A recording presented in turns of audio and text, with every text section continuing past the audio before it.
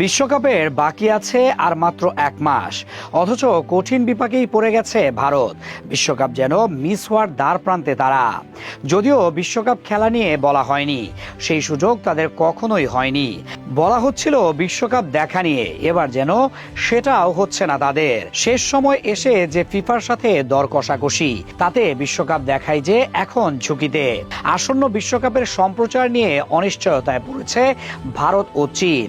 আগামী 11 জুন শুরু হতে যাওয়া এই বৈশ্বিক আসর দেখার সুযোগ নাও পেতে পারেন কোটি কোটি দর্শক।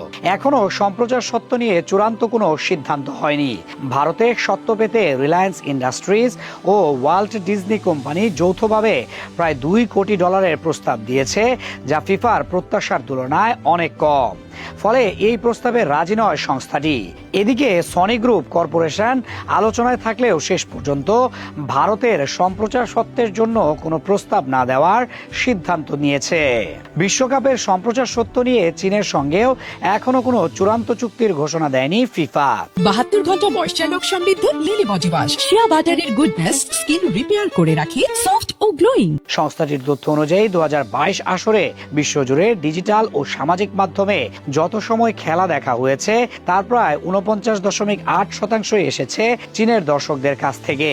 বার্তা সংস্থা রয়টার্সকে দেওয়া এক বিবৃতিতে ফিফা জানিয়েছে, ইতোমধ্যে বিশ্বের 175টি বেশি অঞ্চলে সম্প্রচার সত্ত্ব নিয়ে চুক্তি সম্পন্ন হয়েছে। তবে 2026 বিশ্বকাপের সত্ত্ব বিক্রি নিয়ে চীন ও ভারতের সঙ্গে আলোচনা চললেও এই মুহূর্তে বিস্তারিত তথ্য গোপন রাখা হচ্ছে। মুকেশ আম্বানির মালিকানাধীন রিলায়েন্স ইন্ডাস্ট্রিজ, ডিজনির যৌথ উদ্যোগ এবং সনি গ্রুপ কর্পোরেশন কেউই বিশ্বকাপ সম্প্রচার সত্ত্ব নিয়ে মন্তব্য করতে রাজি হয়নি।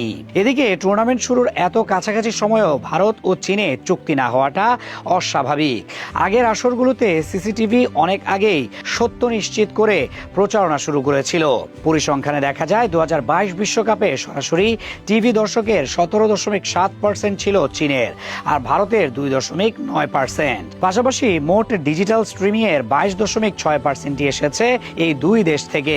নাম প্রকাশে অনিচ্ছুক সূত্রগুলো জানায়, ফিফা শুরুতে 2026 ও 2030 বিশ্বকাপের সত্ত্বের জন্য ভারতে $10 কোটি চেয়েছিল।